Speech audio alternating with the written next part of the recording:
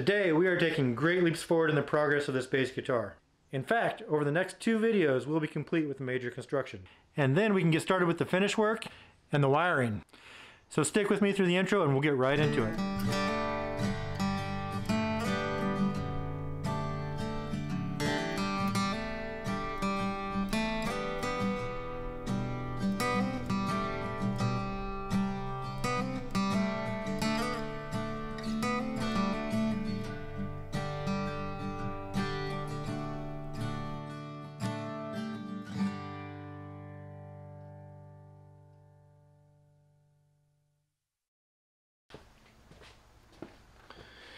By now you're familiar with the neck that we've been building throughout the duration of this series.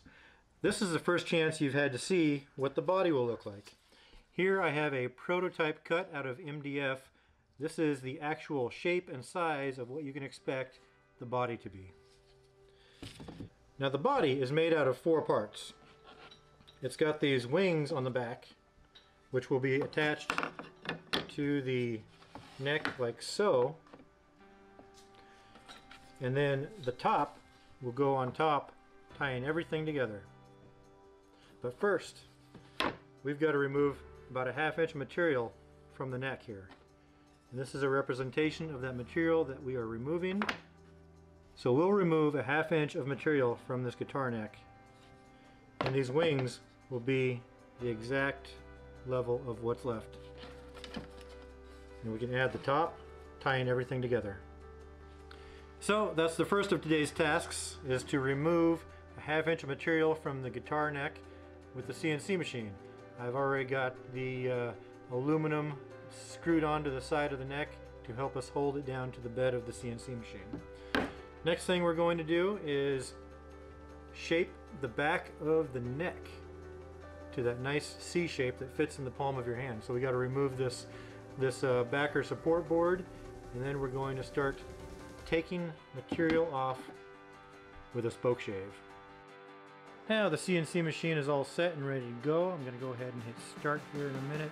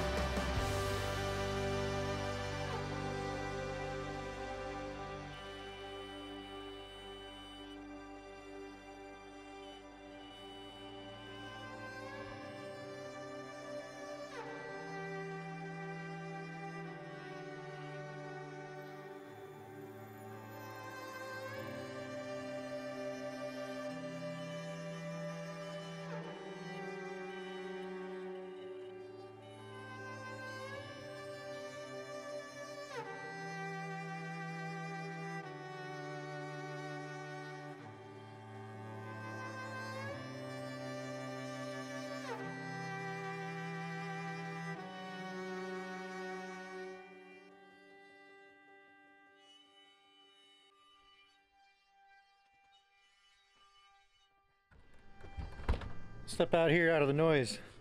But I've got 2 more tool paths to do on top of this one.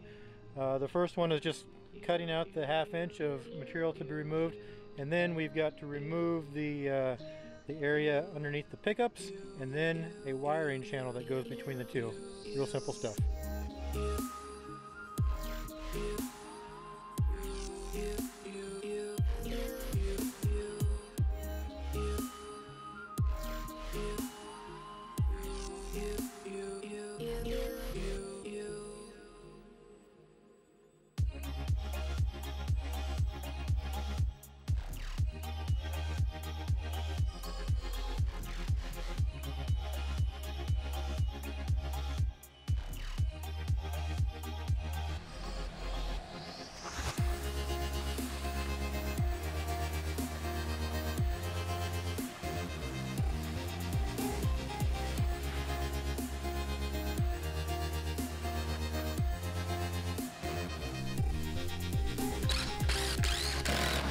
I'd say that came out well. Just got some cleanup to do with sandpaper, and maybe a chisel and a saw, and we'll be able to dry fit our prototype parts.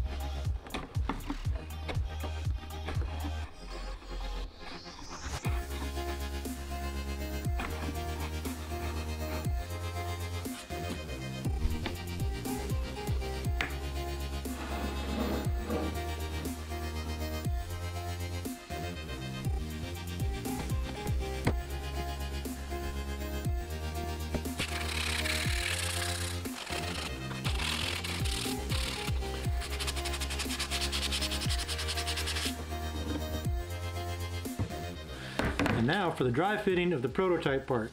The top goes on just like that. And then the two wings goes on the bottom. It's the same thickness as the remainder of our neck and the top. And it all gets glued together, it ties it all together. But that's for next episode. But don't go anywhere, we're going to shape the neck now. But first, of course, we have to test the hardware.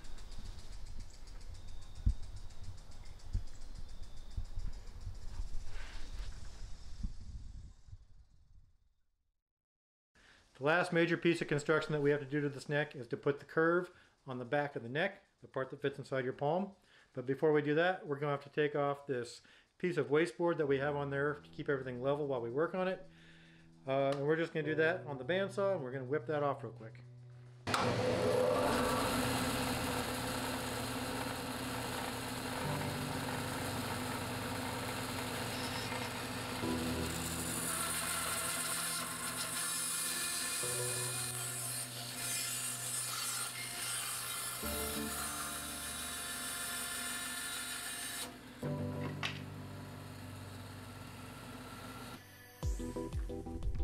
If I have a favorite hand tool, it's the Spokeshave. Spokeshave evidently has been around since prehistory, but as the name implies, it is made for shaping spokes on a wheel or chair legs or such rounded objects. It's a blade that is canted towards you, and you pull it towards you. But just as important as this tool is the method to brace your stock. Now here's a pretty handy device I devised based off the design of a shave horse.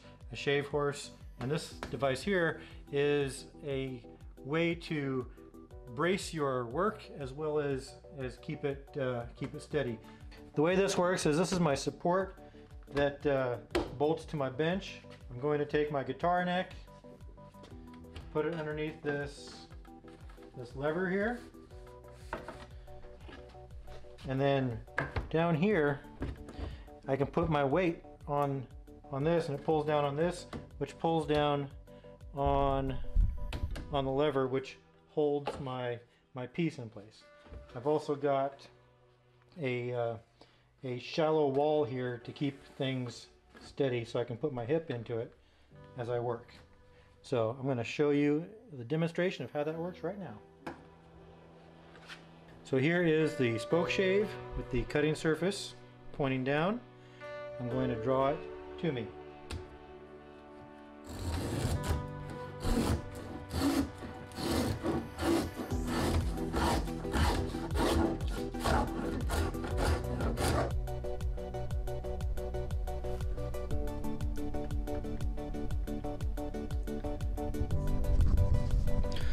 Alright, I had to get that off of there with a chisel. It was much easier. Now I can get serious.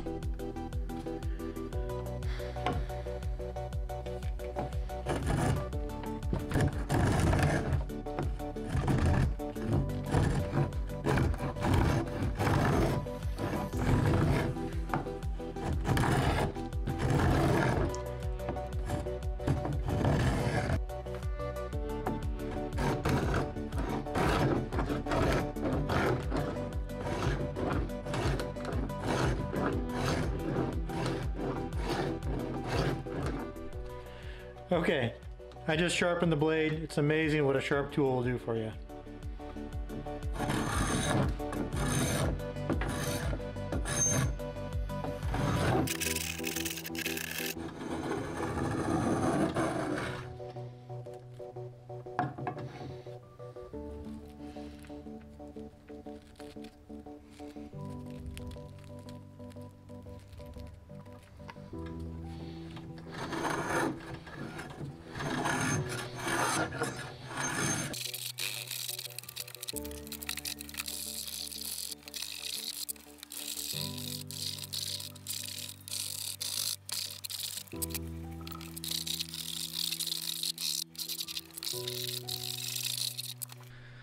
So you can see it's already starting to take shape, but we got a long ways to go yet. Still got a fat neck. We're gonna get this down to about that skinny up top and not much skinnier here at the base. But before I go any further, I want to get a measurement of the truss rod. Remember, we put a truss rod down the center of the neck. And that's got a certain thickness that we don't want to exceed, otherwise we'll break into that channel, and we don't want to do that because that will basically ruin the neck. Okay, I looked up how thick the truss rod is, and it's 3/8. So I'm going here and marking my chicken line. I don't want to go past that.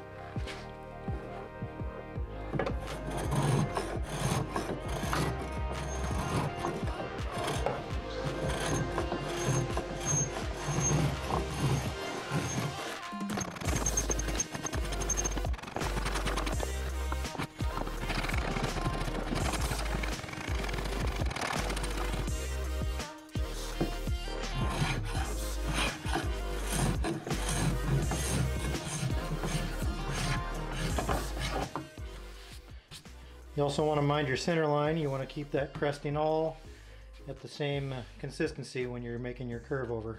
That's why it's nice to have this laminated neck. You've got your natural center line already always marked, no matter how deep you go. I'm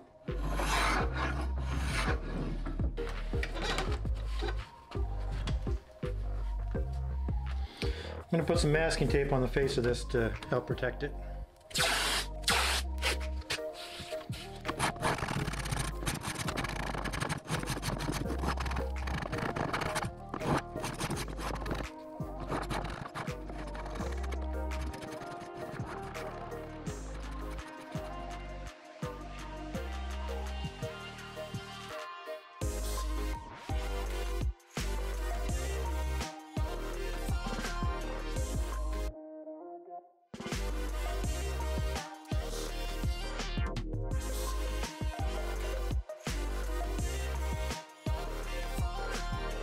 The next day. Right now what I've basically got done is establish the taper that I want, where I've got 0.88 inch behind the 2nd and 3rd fret and just over an inch behind the 12th fret, and everything else is going to be tapered and shaped into the body up here. And then we're going to be shaping the details of the volute. Remember, we have a volute. If you want to go back to like the 2nd or 3rd or 4th episode of this build series, we talk about the volute. So there it is. It's that little diamond piece that goes up the back of the head. Now what we're going to do is work on the actual curve, the contour of the back of the neck. That goes pretty quick and is pretty satisfying, if I do say so myself. And once we get the contour established, we're going to go in with the random orbital sander with a rough grit of sandpaper and clean it up, get all the blade marks out, and then we'll use a finer grit. And then once we finally get the contour of the heel into the body and up the top, we're going to finish off with hand sanding.